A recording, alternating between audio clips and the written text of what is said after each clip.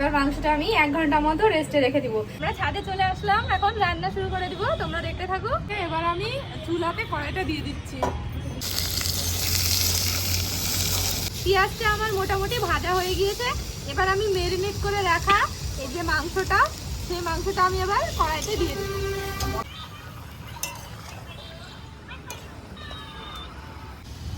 তবে কষানো হয় সেই জন্য আমি একটুখানি মাংসটা ঢেকে দেব। কি সুন্দর কালার এসেছে এখনই দেখতে পাচ্ছ বন্ধুরা। এখানে গোটা মৌরি, জিরে, গোটা ধনিয়া আর 2টো শুকনো লঙ্কা নিয়েছি। এটা আমি শুকনো খোলায় ভেজে নিব, তারপরে মাংসটার উপর দিয়ে ছড়িয়ে দেওয়ার জন্য।